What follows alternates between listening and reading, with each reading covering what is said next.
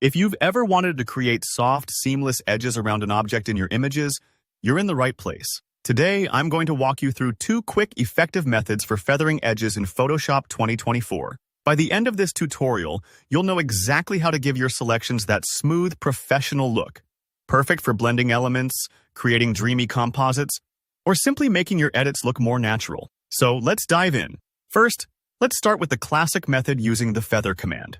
The first step is to make a selection, and you can use absolutely any selection tool for this, the marquee tool, the lasso tool, or even the object selection tool, whichever suits your image. For example, if you want to soften the edge of a person in a portrait, you might use the lasso for more fine control. Just trace around the area you want. And don't worry about being perfect because we'll be feathering those edges soon.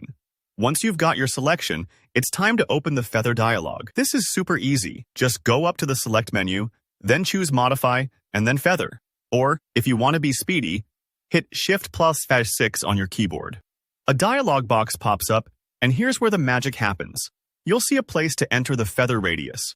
This number controls how much softening occurs from the edge of the selection inward. The higher the radius, the more gradual and soft the transition. Let's say you're working on a headshot where you want the edges to blend delicately into the background. You might start with a radius of around 20 pixels.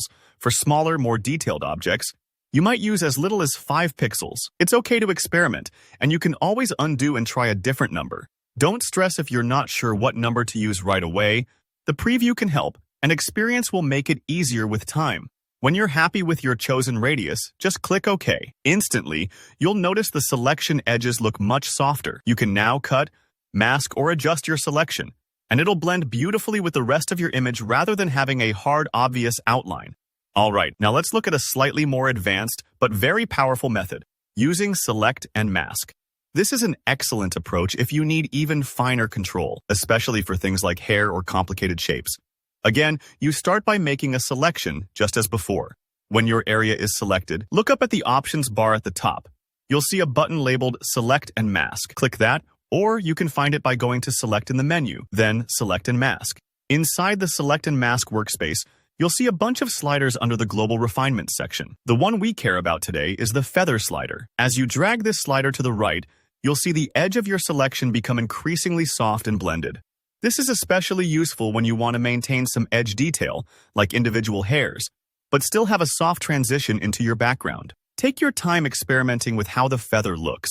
You can zoom in and out, try different views, and get it just right. Don't worry if it takes a few tries. This is a powerful workspace designed for tweaking until your selection is perfect. Finally, before you exit, look for the output to drop down.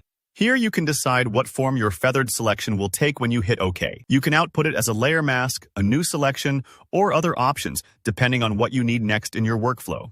For most situations where you want gentle blending, layer mask is a great choice. That's it. 2 reliable ways to feather edges in Photoshop 2024. Whether you like the fast, simple route or want maximum control, give these techniques a try in your next project and see how much smoother your selections look.